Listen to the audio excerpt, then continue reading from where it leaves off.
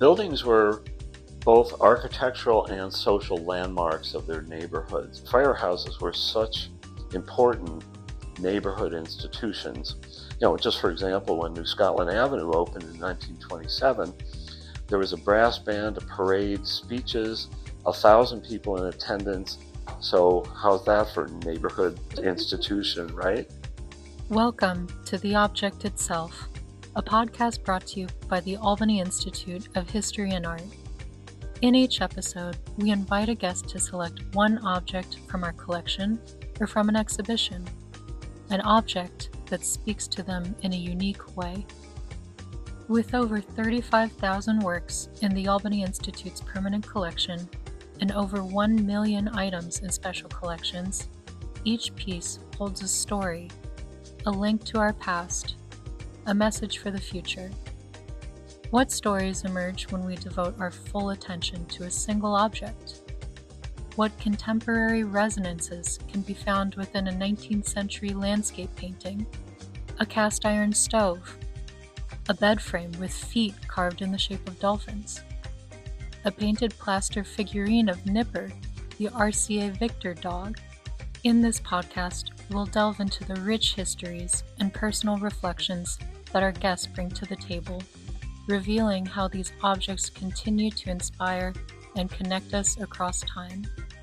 Whether it's a Hudson River School painting, an antique chair, or an object from everyday life, we'll explore why it matters and what it tells us about our world, past and present.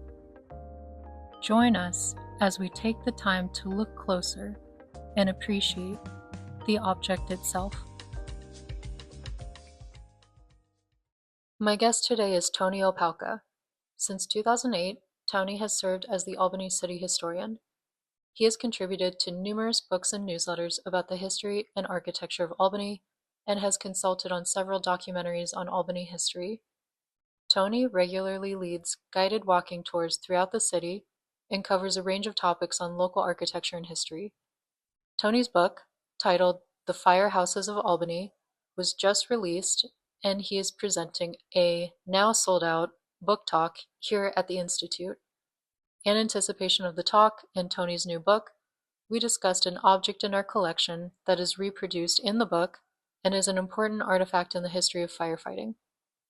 So thanks, Tony, for joining me on the podcast today. Before we get into talking about your book, I'd love to focus on this selected object here, the fire buckets, the Gansevoort fire buckets.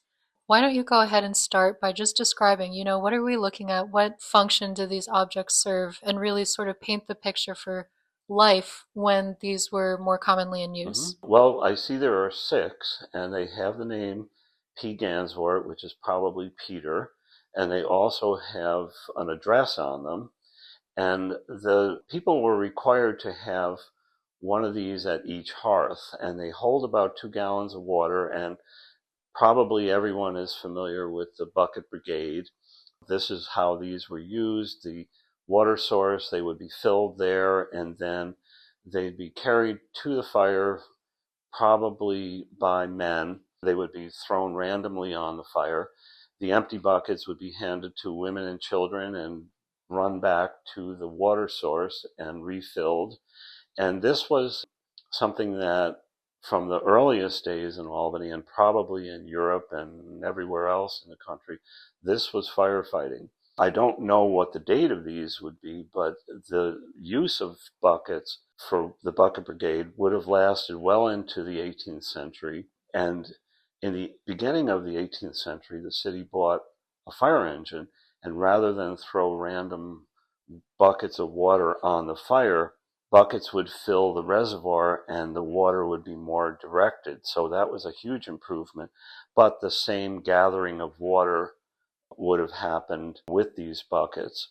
This is an amazing set of artifacts here in the Institute that are, real authentic, and you can see the wear on them. And one of the issues that I ran across frequently in the council minutes was that buckets would be lost at fires, and so people were required to restock their supply of buckets.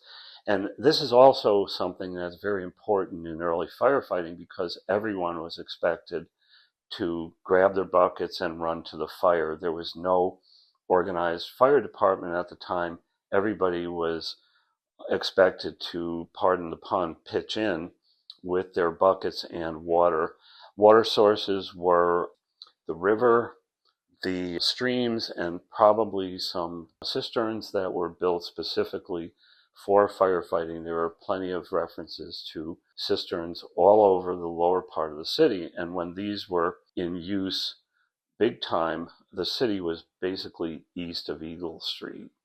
And then as it expanded west, there was a cistern built around the state capitol, around the Academy Park, and in other parts of the city. And those cisterns were used well after buckets ceased to be the primary means of extinguishing fires. And so these are made out of leather, and you noted the hand painted the name and the address because, as you described, just in the chaos of putting out the fire and buckets are all being thrown around, and you would have to recollect your bucket Yep. after the fire event, right? And people would actually have to sign an affidavit that they lost a bucket in the fire. So that's how you got a new one. And are there ever variations of these with, different designs, or to what extent are these treated like, I wouldn't say art object because they're clearly functional, but if they're hanging next to your hearth and you're looking at it all the time, did these ever have any special kind of aesthetic consideration? I don't know the answer to that. I'm assuming that since they were entirely functional,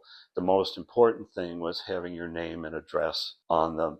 And I've seen reproductions of them, and I think they're probably based on this authentic example. So I don't know that they got really fancy with them because they were disposable in the sense that they might get lost, they might get ruined, they wear out, so on.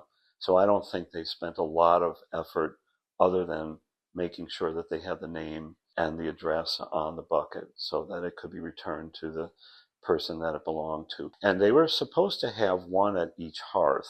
So this may be that the Gansworths had 6 hearths in their house. Mostly, I think you probably had 2 per household. They were the primary means of extinguishing fires. And so to transition over to your new book, which we're really pleased to be hosting your talk here at the Institute, The Firehouses of Albany. Could you just talk a little bit about the origins of the book, the concept for it? Well, it really started about 10 years ago, before the book was even considered, where an active duty firefighter called me to help him with a documentary history of the department in anticipation of an anniversary of the professional department, 150th anniversary of the transition from volunteers to paid, which happened in 2017. And I didn't really know a lot about firefighting or the history of the Albany Fire Department until I started working with him, and then just one thing led to another. And before I knew it, I was so immersed in fire history that I learned a lot. Active duty and retired firefighters had started an Albany Firefighters Museum, which was going to highlight the history. And I got involved with that. We finally got a permanent space,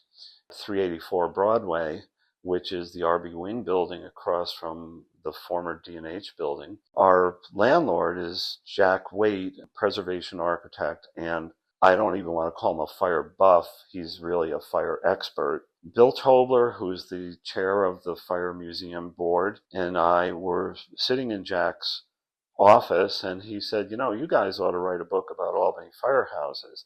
And Jack obviously knows a lot about architecture and did a survey of New York City firehouses as a graduate student in Columbia University. And Bill and I looked at each other and said, yeah, we could do that, not realizing that it was going to be a 6-year project, thinking that, my background in architectural history, it'll be a survey of the existing buildings. It wasn't that easy because the story is so much more complex than looking at the existing buildings, and also really focusing on the volunteer period in a way that no one has ever done before. The volunteer history is very complicated. Companies were formed, they were abolished, they were reformed using the same number but a different function. That existed from middle of the 18th century to 1867. And so trying to figure out how to tell that story was probably one of the most difficult parts of writing the book. In the volunteer period, they also had names. So you have companies named Niagara and Neptune and Daniel D. Tompkins. And unfortunately, all those names were abolished with the changeover to the professional period. But there was a lot of color in those names that made them very fascinating. The book took much longer than we expected because like I said, I thought it was going to be a simple survey of the existing buildings, but it also changed from strictly an architectural survey. You can't really talk about the buildings without talking about the history of the department. Why was the department formed? How did these companies come about? Who were the people that were in the companies in the very early days, in the volunteer days? People of all walks of life, all men, of course, people that were mayors and councilmen and architects and businessmen and so on would be volunteer firemen, along with barrel makers and canal workers and all that type of employment. And that really changed with the professional period in 1867, because then the firemen, that was their livelihood. They were firemen. So all those people that had been prominent citizens kind of dropped out of the fire service, and it became a whole different world. And that world included people from ethnic backgrounds that hadn't necessarily been represented earlier. And then, of course, during this whole time, the city is growing, particularly after the opening of the Erie Canal and the railroads and the industries. So the city population is, in some cases, almost doubling between census years, and therefore physically expanding as well, which meant you had to expand the fire department. And that happened all the way into the present, where as the city expanded, particularly along trolley lines in the early 20th century, new neighborhoods were opened up and new fire protection was needed. It goes from the earliest dates to the new firehouses of today, because fire equipment has also gotten larger and more complex, and the small buildings that were built for 19th century or 18th century firefighting were clearly inadequate. So, you go from the earliest volunteer days to the Pine Bush Station, which is in the western end of the city, and everything in between. While the title of the book is The Firehouses of Albany, the scope of the book includes, what do these firehouses contain? Who are the people who worked in them? But also, too, I think you mentioned in a previous conversation, it's not even just the professional use of the building, but there was also kind of a social, civic aspect to these buildings too, right? Very much so. Firehouses were such important neighborhood institutions.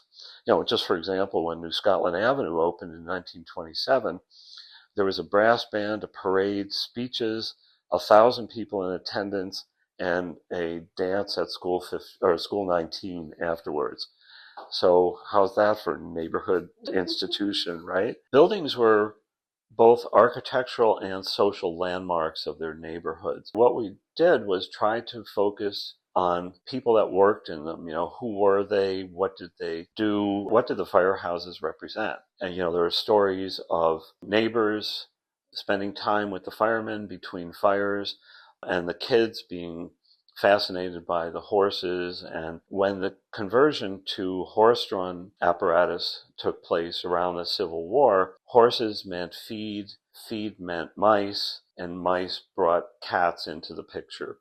So there are great stories of cats that lived at the firehouses and became pets. Even the stories of the horses, the men became very attached to the horses. So the horses were like pets, and then, of course, the cats were more mascots, let's say. There are several stories. The one that people seem to really get a kick out of when they've seen the proofs of the book is the story of Boxer and Dad. Dad, a horse, and Boxer, a multi-toed, an extra-toed cat who lived at the firehouse on the corner of 4th Avenue and Franklin Street. And Boxer and Dad became buddies, where Boxer would sleep on Dad's haunches, and when Dad went out on a fire call, Boxer would jump onto the wagon. The way the newspaper described the situation, the kids were fascinated by the cat and the horses, and that took place in almost every firehouse has an animal story. Speaking of animals, I've always wondered, often associate in visual pop culture the Dalmatians with firefighters. Where did that come from? Well, apparently well, dogs in general, I believe, were meant to keep the horses in line because if you have to imagine that, the chaos of answering a fire call at high speed, the kinds of traffic even during the horse area that the fire trucks and therefore the horses would encounter, the Dalmatians were included to kind of I guess they ran along the sides of the truck to keep the horses kind of focused. There are dog stories. We didn't find a lot of Dalmatian stories, but we did have a great photograph of a firefighter with a Dalmatian. And so, of course, we had to include that image in the book because people are expecting Dalmatians, because it's really the lore of one of the pieces of lore of firefighting is Dalmatians. You mentioned this in the story of the origins of the book. Could you describe more, especially for people who don't know, the Firefighters Museum in Albany, the mission, the goals, what people can expect if they've never visited before? We have exhibits that are focusing on the history of the department and artifacts that have been collected. The museum existed on paper since 2015, but didn't have an actual space until 2019. And since that time, we've developed exhibits. There's one called The Animals of the Fire Department. There's another exhibit about the volunteer period. There are artifacts from the department that have just kind of come into the door as a result of the museum. Before we had a space, there was a small collection that was housed at the credit union on Central Avenue, but much of that stuff came down to the museum, and we keep hearing from people, I have my dad's helmet, I have my dad's this or that, and I don't want to get rid of it. Will you guys take it? And of course the answer is yes, because it helps develop our collection. Our museum right now is focused on the Albany story. Everybody that's come into it says, wow, this is really great, but we need to get the word out there that we exist. And I, by the way, the director of the museum, and we do have a board. That's one aspect of your, professional life, but I'd love to hear more too about your role as city historian. You talked about your background in art history and architectural history. How does one become a historian for any city, really? Well, I always say that my interest in Albany history dates back to childhood. My mother in particular exposed us to her version of Albany history. And when I got to college and took classes in architectural history, it was kind of like, oh, well, this is the stuff I've been looking at all my life. With the undergraduate degree in art and architectural history and the master's in urban planning, my focus as city historian has always been on the built environment. What am I looking at? How did it get here? Who lived here? When was it developed? And so on. So even before I was city historian, I was doing a lot of walking tours, and those topics were always my focus. In 2008, I got an official title. And when I was interviewing with Mayor Jennings' assistant, he said, why do you want to be the city historian? And I said, well, I've been thinking about this stuff all my life, and I might as well grab the title while it's available. My focus is really built environment. And that's how I heard from firefighter Tim Blaney asking me, I don't have a background in history. Can you help me with this documentary of the history of the department? I'm sure you get requests all the time from people, seeking your expertise. Have you gotten something totally out of left field that it's like, what, this is such a surprising request? Well, one of my favorites, because I have that built environment focus, has been a few questions I got over the years about the bird streets. And people probably don't realize that the east-west streets were named after mammals, and Elk Street is the only one that survives there. That was always, I got a kick out of that because I love looking at maps. Yeah, where did these come from? One thing that people think is that if they ask me a question, I just go to my file and pull out whatever on that The topic. answer is just, yeah, right Yeah, right right at there in my your phone. fingertip. And, I still have paper files in addition to, computer files. But one of the ones that I really enjoyed was a few years back, the Albany airport was doing a retrospective on their history. I got a call from the airport and they said, "Do you know anything about Glenn Curtis?" And it was like, "Well, I've heard his name, but I don't really know anything about him. We would like you to speak on Glenn Curtis if you can."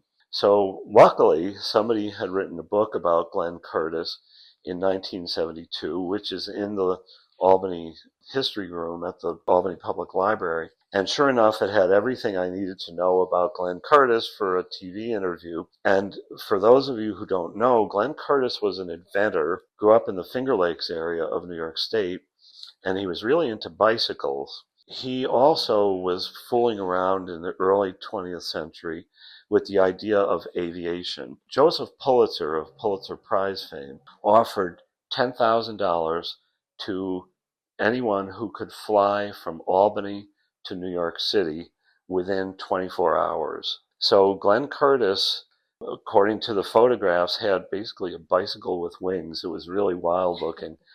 And he started at what is now the Port of Albany. He took off from there. He flew north, so he went over the city.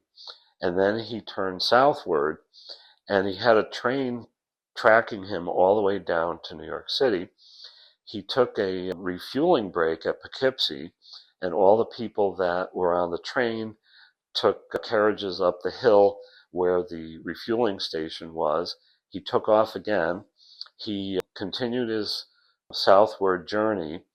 He got to Upper Manhattan, and he was afraid that he wasn't going to make it all the way down to Governor's Island, which was the ending point of the tour.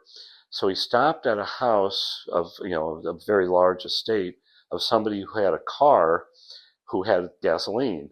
So he refilled, got back up into the air, circled the Statue of Liberty, and landed at Governor's Island within the period, won the $10,000. And this flight was credited with making aviation more than just a hobby. It was like, well, this might actually turn into something real, like commercial aviation. And that was, a random question that I had no clue about. And thankfully, a high school teacher of mine said, if you don't know the answer, at least know where to find it. So I've got questions like that, and you never know. Something I know off the top of my head versus something that I have to do research about. Yeah, that was definitely the case with the book, because I didn't really know. I knew I had vague outlines of fire history. And the book is really told from the point of view of the city. So my main source was the Common Council minutes, and then there were newspapers and city directories, fire department annual reports, the architectural drawings that are housed at both here and the Albany County Hall of Records. I found a set of architectural drawings and renderings in a national magazine from about 1915 for what was called the Signal Building on Delaware Avenue facing the Price Chopper. And that was apparently a very progressive new approach to fire reporting, because all of the boxes that were on the street, the signals would land at the signal building and they would be dispatched to the correct firehouse based on where the box was located. And this was before, and that system actually stayed in use until the 1960s when fire calls were made by phone. So that was something that was written up in a it's called Fire and Water Engineering. It's a publication that's, I think, more than 150 years old and is still published today. And then, of course, the architectural drawings, and which there are many in the book. The reason for including them there were two reasons. One is that they're beautiful. They're really works of art, and a credit to the architects who drew them. And the other is the floor plans in particular illustrate how the building was used. So what became kind of a standard floor plan was apparatus room on the first floor, followed by stables, followed by what was called the exercise wagon, which was a room to exercise the horses to keep them limber between fires. Then on the second floor, there was a parlor, which, judging from some of the rooms I've seen on the second floor, they really were formal parlors. A newspaper account describes how elegant one particular parlor was. And then behind that was the dormitory. And then the stable below was a one-story building which had skylights. And then above the exercise wagon, accessible only by a ladder, was the hayloft. And the Delaware Avenue Firehouse, you can go up into the hayloft and feel like it was 1912 when the building was opened. And it's really cool, and some of them still have that. Did you always know that you would select the blueprint elevation for the cover of your book? At first I was tossing it in my mind like, well, whenever I said I was writing a book about firehouses, everybody would say, oh, I love that Delaware Avenue firehouse. And we've done, through Historic Albany Foundation, we've done 3 tours of that building, and everyone gets sold out. It kind of sorted itself out, I guess, that, yeah, that's the one. People have seen the cover beforehand and said, oh, wow, that's unbelievable. It's so beautiful.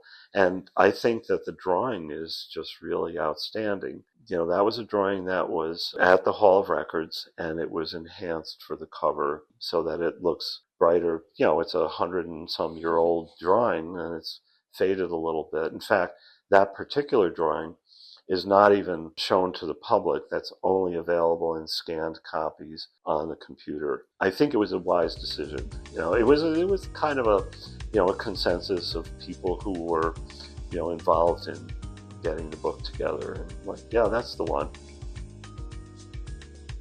Tony's book talk, presented by Historic Albany Foundation and hosted at the Albany Institute, is sold out, but he is delivering several presentations throughout the spring, including March 19th at the Bethlehem Historical Association, April 2nd at the Albany Public Library Pine Hills Branch, May 15th at Guilderland Historical Society, and May 27th at the Local History Room of the Albany Public Library, Washington Avenue Branch. The Firehouses of Albany is available for purchase at any of Tony's book talks. You can also buy the book at the Albany Firefighters Museum at 384 Broadway. Check out albanyfirefightersmuseum.org for more information. You can also find the book on Amazon. That's all for this episode, and I hope you'll join me for the next episode of The Object Itself.